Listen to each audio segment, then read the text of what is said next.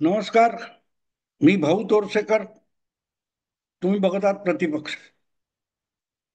मित्रांनो, काही लोक मूर्ख बनण्यासाठी उतावळे झालेले असतात. कोणीतरी आपल्याला फसवावं, कोणीतरी आपल्याला टपली मारावी, कोणीतरी आपली टिंगल करावी, याची त्यांना इतकी सवय आणि उत्सुकता लागलेली असते की त्यांना कोणी फसवायला लागत नाही. आणि तुम्ही त्यांच्याकडे दुर्लक्ष केलं तरी ते तुमच्या मागे मागे लागून आपल्या कमरेत लाथ मारून घेतात.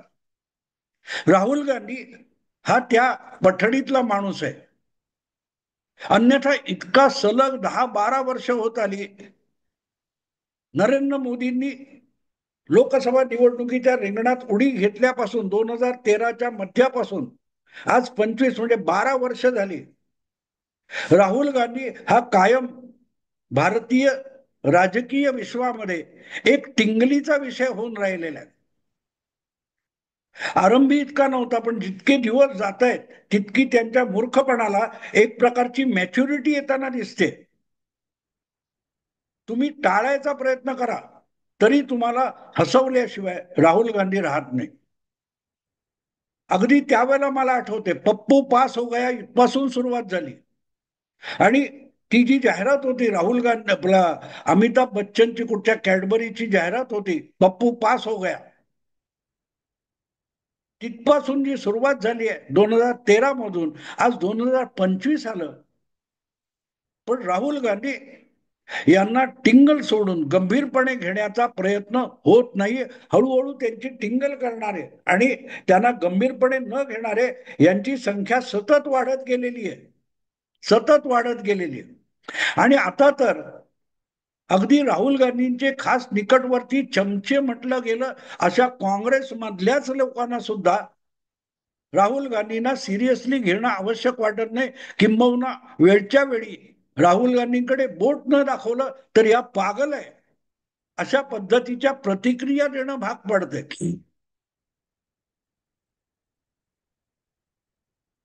शशी थरूर, मनीष तिवारी आणि राजीव शुक्ला यासारख्या काँग्रेसच्या खासदारांनी राहुल गांधींचे जे मुद्दे आत्ताच्या गेल्या आठवड्याभरामध्ये ज्या पद्धतीत खोडून काढले, ट्रम्पच्या मागे धावत सुटलेल्या राहुल गांधींना मूर्ख म्हणायचं एवढाच शब्द या 3 काँग्रेस खासदारांनी वापरला नाही. दोघे लोकसभेत आहेत, एक राज्यसभेत आहेत. पण हे गांधी परिवाराचे अत्यंत निष्ठावान म्हणून मानलं जातं. त्यातलं ठीक आहे, दोघे जण तुमच्या ऑपरेशन सिंदूरच्या डेलिगेशन मधून गेले होते. पण राजीव शुक्ला पाकिस्तानात प्रियंका आणि राहुल गांधींना क्रिकेटची मॅच दाखवण्यासाठी घेऊन गेला होता. सचिन तेंडुलकरला भारतरत्न देण्यासाठी पुढाकार घेऊन सचिनची पुण्याई गांधी परिवाराच्या खात्यात जमा करण्यासाठी धडपडलेला माणूस म्हणजे राजीव शुक्ला. त्याला पण काल परवा ट्रम्पच्या सुरात सूर मिसळणाऱ्या राहुल गांधींच्या वक्तव्याच्या विरुद्ध बोलायची पाळी आली. पण राहुल गांधी हे आता अनगायडेड मिसाईल आहे. ते क्षेपणास्त्र सुटतं, गायडेड मिसाईल म्हणतात आणि नेमकं जाऊन आदळतं. पण जर त्यातलं काय असते ते सॉफ्टवेअर काढून घेतलं तर ते भरकटतं. तर राहुल गांधी हे तसं भरकटलेलं मिसाईल आहे, ते कुठे जाऊन पडेल.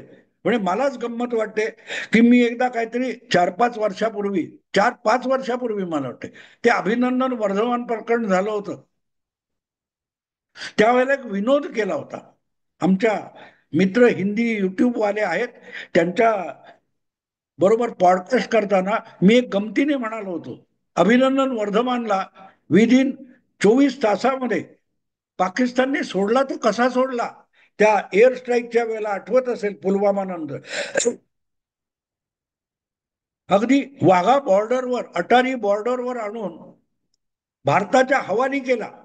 जो अभिनंदन वर्धमान हा पाकिस्तानवर हल्ला करायला गेलेलं विमान कोसळलं तेव्हा त्याचा वैमानिक होता आणि त्याने सुखरूप पॅरेशूटच्या मदतीने आपल्याला बाहेर काढल्यानंतर तो पाकिस्तानी सेनेच्या ताब्यात सापडला. आणि भारताने वॉर्निंग दिली, त्याला जरा काही झालं तर बघा. आणि घाबरलेल्या पाकिस्तानने 24 तासाच्या आत वाघा बॉर्डरवर वर्धमानला आणून सोडला होता. हे पाकिस्तानने त्यांच्या संसदेमध्ये त्यांच्या संरक्षण मंत्र्यांनी स्पष्टपणे कबूल करून टाकलं. पण त्याविषयी या हिंदी पॉडकास्टमध्ये बोलताना मी विनोद केला होता, कारण तेव्हा त्याचा खुलासा पाकिस्तानमधून झाला नव्हता, भारतातून झाला नव्हता. आणि म्हणून आडाखे बांधले जात होते. पाकिस्तानला इतकी सद्बुद्धी कुठून झाली की पाकिस्तानने भारताचा एक तावडीत सापडलेला वैमानिक गुपचूप भारताच्या वाघा बॉर्डरवर आणून भारताच्या हवाली का केला आणि इतका झटपट का केला, याविषयी अनेक उलट सुलट बातम्या येत होत्या. आणि त्यावेळेला त्या पॉडकास्टमध्ये मी गंमत म्हणून म्हणालो होतो, अगे मोदींनी इम्रान खानला असा फोन केला की पाकिस्तानची बोबडी वळली. काय बोबडी वळली? कारण जर 24 तासाच्या आत अभिनंदन वर्धमानला परत भारताच्या हवाली सुखरूप केला नाही तर पाकिस्तानवर राहुल गांधी नावाचं मिसाईल सोडून देऊ, अशी धमकी मोदींनी इम्रान खानला दिली. आणि इम्रान खाननी तेव्हाचे पाकचे सरसेनापती कमर बजवा, जनरल कमर बजवा यांना सांगितलं ताबडतोब त्याला भारताच्या हवाली करा अभिनंदन वर्धमानला. तर बजवा म्हणाले कशाला, आपल्या तावडीत आपण बघू. तेव्हा इम्रान खानने त्यांना सांगितलं नको नको नको म्हणे, सगळ्यात डेंजरस भारताकडे जे अस्त्र आहे, ब्रह्मास्त्र आहे, ते पाकिस्तानवर सोडण्याची धमकी नरेंद्र मोदींनी दिलेली आहे. बजवानी विचारलं कुठलं ब्रह्मास्त्र, कुठलं मिसाईल? ते म्हणाले राहुल गांधीला पाकिस्तानमध्ये सोडून देईल असं मोदींनी धमकावलेलं आहे. कमर बजवा जनरल पाकिस्तानचा तोही घाबरला आणि त्याने ताबडतोब फोनाफोनी केली आणि अभिनंदन वर्धमानला वाघा बॉर्डरवर आणून भारताच्या हवाली करण्यात आलं. कारण राहुल गांधी हे अनगायडेड मिसाईल आहे. ते कधी सुटेल, कुठच्या दिशेने जाईल, कुठे पडेल आणि कशाचं नुकसान करेल याची कोणीही गॅरंटी देऊ शकत नाही, कारण ते अनगायडेड मिसाईल आहे. हा मी विनोद केला होता. पण 5 वर्ष होत आली, प्रत्येक दिवसागणिक राहुल गांधी आपले असे काय पराक्रम करतायत, विक्रम करतायत की भाऊचे शब्द आपण खरे करून दाखवायचे असंच त्यांनी ठरवलंय की काय कळत नाही. तसं नसतं मित्रांनो. तर ट्रम्प यांनी भारतावर टॅरिफ लावण्याची धमकी देताना भारताची इकॉनॉमी डेड आहे, भारताची अर्थव्यवस्था मेलेली आहे अशी जी भाषा केली, त्याला दुजोरा देत अमेरिकेचे अध्यक्ष डोनाल्ड ट्रम्प यांना सत्यवादी म्हणून सर्टिफिकेट देण्याचा मूर्खपणा राहुल गांधींनी केला नसता. कारण तो भाजपला किती दुखावणं सोडा, तो भारताचं नुकसान करणार आहे. आणि म्हणून भारतातल्या प्रत्येक पक्षाला त्याची जाणीव आहे. फक्त राहुल गांधी आणि काँग्रेस पक्षालाही त्याची जाणीव आहे की ट्रम्प वेड्यासारखं बोलतो. रोज सकाळी मुंबईमध्ये संजय राऊत पत्रकार परिषद घेतात आणि रोज सकाळी ट्रम्प उठले की व्हाईट हाऊसमध्ये नवी तारीख घोषित करतात. मी एका पॉडकास्टमध्ये तेच म्हणालो होतो हिंदीच्या, की ट्रम्प हा वॉशिंग्टन डीसी मधला संजय राऊत आहे.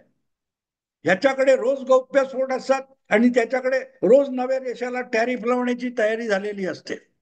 असो, मुद्दा इतकाच की राहुल गांधींनी ज्या प्रकारे ट्रम्प यांचा शब्द उचलून धरला त्यामागे मानसशास्त्र आहे, सायकोलॉजी आहे, मनस्थिती आहे.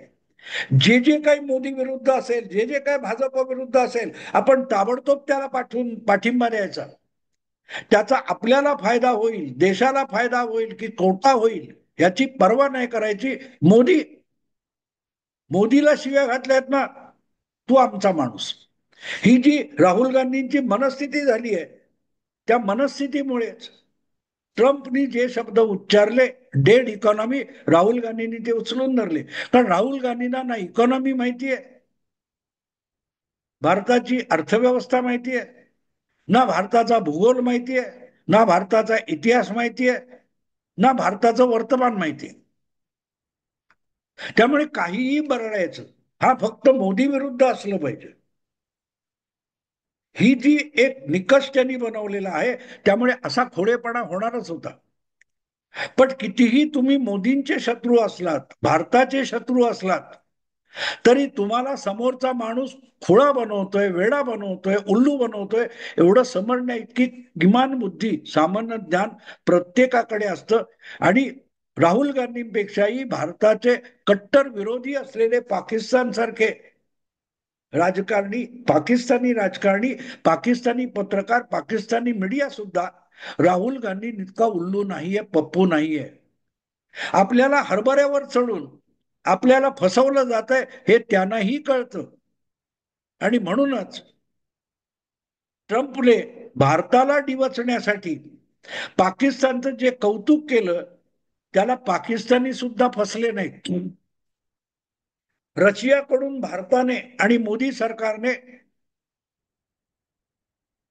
क्रूड ऑइल घेऊ नये म्हणून भारतावर सँक्शन आणि काय ते टॅरिफ लावायला निघालेले ट्रम्प यांनी एक असंच धक्कादायक विधान केलं होतं की पाकिस्तानमध्ये लवकरच अमेरिकेच्या ऑइल कंपन्या गुंतवणूक करणार आहेत आणि इतके प्रचंड क्रूड ऑइलचे साठे पाकिस्तानामध्ये आहेत की भारताला सुद्धा पाकिस्तानकडून क्रूड ऑइल घ्यावं लागेल.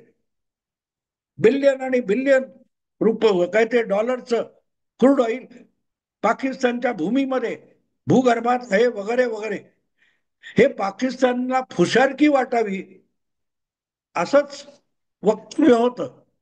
पण पाकिस्तानी मीडिया असो, पाकिस्तानी राजकारणी असो, त्यांनाही क्षणभर धक्का बसला की आपल्या देशाच्या भूगर्भामध्ये इतके प्रचंड अब्जावधी डॉलरचे तेलाचे साठे आहेत आणि आपल्याला माहित नव्हतं. पण त्यापैकी कोणीही राहुल गांधी नसल्यामुळे त्यांनी ते गंभीरपणे घेतलं नाही. त्यांनाही लक्षात आलं की मोदीला खिजवण्यासाठी आणि भारताला दुखावण्यासाठी ट्रम्पनी ही पुडी सोडलेली आहे. त्यामुळे कोणीही ट्रम्पच्या आहारी गेलं नाही. याचं कारण आपलं कौतुक करतोय ट्रम्प हे त्याचा उल्लू सीधा करण्यासाठी आहे. यात आपलं कुठलाही फायदा नाही. पण आपला आडोसा घेऊन ट्रम्प पाकिस्तानवर, भारतावर नेम धरतोय हे पाकिस्तानी राज्यकर्ते आणि पाकिस्तानचे पत्रकार त्यांना सुद्धा कळलं. पण एवढी साधी गोष्ट कळण्या इतकी किरकोळ बुद्धी राहुल गांधींकडे नाही. राहुल गांधी हे प्रचंड बुद्धिमान आहेत आणि प्रचंड बुद्धिमान असल्यामुळे राहुल गांधींना प्रचंड प्रचंड समस्या कळतात, त्यांचा उलगडा करता येतो. पण छोट्या छोट्या गोष्टी राहुल गांधींच्या डोक्यात शिरतच नाही. आणि म्हणून ट्रम्प बोलले ना, मोदीला खिजवायला बोलले ना, मग भारताची इकॉनॉमी मेलेली आहे, डेड इकॉनॉमी. आणि त्यांनी ट्रम्प यांचे आभार मानून टाकले. साहजिकच ज्यांचं डोकं थोडंफार ठिकाणावर आहे असे शशी थरूर, मनीष तिवारी किंवा राजीव शुक्ला यासारखे काँग्रेसचेच खासदार रडकुंडीला आले की वेळीच पक्षाची भूमिका लोकांसमोर गेली पाहिजे. नाही तर हा माणूस स्वतः निवडून येत नाही, वायनाडला पळून जातो, आपल्याला सुद्धा आपल्या मतदारसंघात हरवून टाकू शकेल या भीतीपोटी थरूर, तिवारी आणि शुक्ला यांना तोंड उघडावं लागलं. भले राहुल गांधींचा मूर्ख म्हणता आलं नसेल, पण त्यांनी जाहीर करून टाकलं की भारताची इकॉनॉमी, भारताची अर्थव्यवस्था इतकी लेचीपेची नाही की पाकिस्तानात तेल सापडलं किंवा ट्रम्पने टॅरिफ लावलं म्हणून भारतीय अर्थव्यवस्था डगमगेल. मित्रांनो, बेसिक सांगतो, अर्थव्यवस्था वगैरे वगैरे, जीडीपी आपल्याकडे खूप काही काही सांगितलं जातं, पण बेसिक गोष्ट सांगतो. भारताच्या अर्थव्यवस्थेला धक्का का बसत नाही? करोनाने जगाचे सगळ्या अर्थव्यवस्था अस्ताव्यस्त करून टाकला. अशा वेळेला भारताची अर्थव्यवस्था नुसती टिकली नाही, तर गेल्या 5 वर्षामध्ये ती आणखीन वेगाने विस्तारत गेली, विकसित होत गेली, वाढत गेली. याचं एकमेव कारण जगाच्या इतर प्रगत देशातल्या अर्थव्यवस्था, विकसनशील देशांच्या अर्थव्यवस्था आणि भारताची अर्थव्यवस्था यामध्ये जमीन अस्मानाचा फरक आहे. भारत हा जरी मोठ्या प्रमाणावर शहरीकरण झालेला देश असला तरी आजही भारताची अर्थव्यवस्था ही जवळजवळ 70-72% ही ग्रामीण अर्थव्यवस्था आहे. निमशहरी अर्थव्यवस्था म्हणजे जवळजवळ ग्रामीण अर्थव्यवस्था आहे. आणि जीडीपी वगैरे वगैरे जे बोललं जातं त्याच्यावर भारतीय अर्थव्यवस्था 25 ते 30% अवलंबून आहे.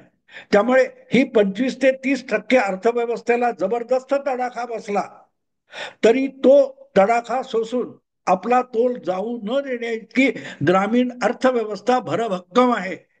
तेव्हा टॅरिफ लावली, जगात कुठले कसले तेलाचे आणि आशेचे जे भाव वाढले, पुरवठा व्यवस्था बदलली तरी भारतावर फरक पडत नाही. याचं कारण भारताची अर्थव्यवस्था ही आपल्या आपल्या ग्राहक क्षमतेवर दीर्घकाळ चाललेली आहे आणि अजूनही चालते. भारताचा विकास हा देशी ग्राहक पेठेवर जास्त अवलंबून आहे, नाही की निर्यात किंवा आयात याच्यावर अवलंबून नाही.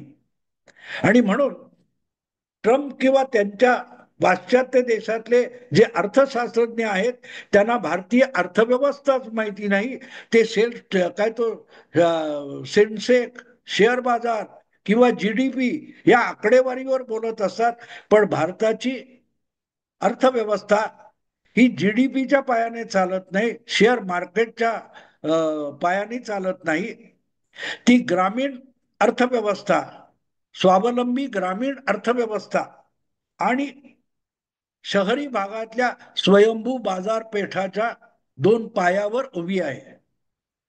तिला असल्या टॅरिफ किंवा पुरवठा यंत्रणा किंवा पुरवठा सप्लाय चेन बदलली म्हणून फार मोठा धक्का बसत नाही. ठीक आहे, जरासा तोल गेल्यासारखं वाटेल, स्वतःला स्थिरवलं की आम्ही टिकतो. पण याची गंध वार्ता राहुल गांधींना कुठे आहे? राहुल गांधी हे मनाने भारतीय नाहीत. त्यामुळे ते भारतीयासारखा किंवा भारतासाठीचा विचारच करू शकत नाहीत. तर भारताचा आत्मा, भारतीय अर्थव्यवस्थेचा आत्मा कुठे आहे हे त्यांना कळणार कसं? त्यामुळे ट्रम्प बोलला आणि ते ब्रह्मवाक्य सोडून इंडियन इकॉनॉमी इज डेड असं त्यांनी सांगून टाकलं. जी अर्थव्यवस्था आज जगात सर्वाधिक वेगाने प्रगती पथावर आहे असं जगाचे अर्थतज्ञ मानतात, ती राहुल गांधींना डेड अर्थव्यवस्था वाटते.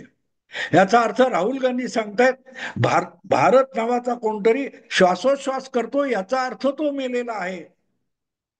आणि बाकीच्या जगातल्या अर्थव्यवस्था यांना धाप लागलेली आहे म्हणजे त्या व्यवस्थित आहेत. इतका मूर्खपणा पाकिस्तानी पत्रकारांना सुद्धा भारताचा द्वेष करताना विसरता येत नाही. त्यांनी सरळ सरळ सांगितलं की ट्रम्प पाकिस्तानला उल्लू बनवतोय. पाकिस्तानात कुठेही खनिज तेल वगैरे नाहीये. भारताला डिवचण्यासाठी ट्रम्प बोला आणि आपण लगेच पंख लावून उडवण्याचं कारण नाही, हे पाकिस्तानी पत्रकार आणि पाकिस्तानी राज्यकर्ते लगेच सांगू शकले. चण्याच्या झाडावर ते चढायला तयार नव्हते, पण राहुल गांधी तर गवतावर पण चढायला तयार असतात. त्यामुळे मुद्दा असा आहे की राहुल गांधींपेक्षा पाकिस्तानचे राज्यकर्ते आणि पत्रकार सुद्धा अधिक शहाणे आहेत. राहुल गांधींना एवढंही कळत नाही की आपल्याला भारतातून निवडून यायचंय, भारतात राज्य करायचंय. त्यामुळे पाकिस्तानी जनतेला, मतदाराला आणि पाकिस्तानी मीडियाला खुश केलं म्हणून भारतात मतं मिळणार नाहीत एवढा सुद्धा साधा सुद्धा विचार राहुल गांधींच्या मेंदूला शिवत नाही. त्यांना शहाणपणा कोणी शिकवायचा? म्हणूनच कंटाळून एक एक करून लोक राहुल गांधींच्या काळात काँग्रेस सारखा आपला परंपरागत आणि वंशिक परंपरेचा पक्ष सोडून भाजपत गेले, इतर पक्षात गेले. पण राहुल गांधी थांबायला तयार नाही. काँग्रेस पूर्णपणे बुडवल्याशिवाय राहुल गांधी थांबणार नाही. तो कुठला सिनेमा आलाय ना आता थांबायचं नाही, तसं राहुल गांधींनी ठरवलेलं आहे की जितक्या लवकर होईल तोपर्यंत काँग्रेस पक्ष बुडवून संपवायचा. तो एक उर्दू शेर आहे ना, राहुल गांधी मध्यंतरी म्हणाले ना, मोदी में दम नहीं, खरं आहे ते. तो शेर आहे ना, हमको तो अपनों ने लूटा, गैरों में कहा दम था, हमारी कश्ती वहां डूबी जहां पाणी कम था. ह्या शेर राहुल गांधींसाठी लिहिलेला आहे. बाहेरच्या कोणी काँग्रेस पक्ष हरवायची आणि बुडवायची गरज नाही, अशा पद्धती राहुल गांधींनी गेल्या 10-12 वर्षात काँग्रेस पक्षाचं नेतृत्व केलेलं आहे. आणि म्हणूनच 2014च्या निवडणुकीत काँग्रेस मुक्त भारत हे बोलून मोदी थांबले. परत त्यांनी तो शब्द वापरला नाही, पण काँग्रेस मुक्त भारत करायचं व्रत राहुल गांधींनी घेतलं. आणि तिथपासून बघाल तुम्ही, ही काँग्रेस दिवाळखोर झाली, लुटली गेली आहे. पण लुटणारा कोणी बाहेरचा नाहीये. काँग्रेसला लुटणारा राहुल गांधी नावाचा गांधी वंशात जन्माला आलेला कुलदीपक आहे. आणि त्यांनी अशा ठिकाणी काँग्रेस बुडवून दाखवली आहे, काँग्रेसची नैया जिथे पाणी पण नाहीये, पाणी कम सोडा, जिथे पाणी सुद्धा नाही तिथे सुद्धा राहुल गांधी काँग्रेसला बुडवून दाखवतात. चुल्लू भर पाणी में डुबना म्हणतात ना, तिथे सुद्धा राहुल गांधी काँग्रेसची नैया डुबवून दाखवतात. कारण ते प्रचंड प्रचंड बुद्धीचे आहेत. त्यामुळे छोट्या छोट्या सामान्य गोष्टी राहुल गांधींच्या मेंदूला आणि बुद्धीला कळत नाहीत, समजत नाहीत, पटत सुद्धा नाही. असो मित्रांनो, असो. ट्रम्प यांच्या आहारी जाऊन राहुल गांधींनी काँग्रेसचं किती नुकसान केलं हे तुम्हाला कळावं म्हणून हा विषय केला. आवडला लाईक करा, शेअर करा आणि प्रतिपक्षाला सबस्क्राईब करा. नमस्कार.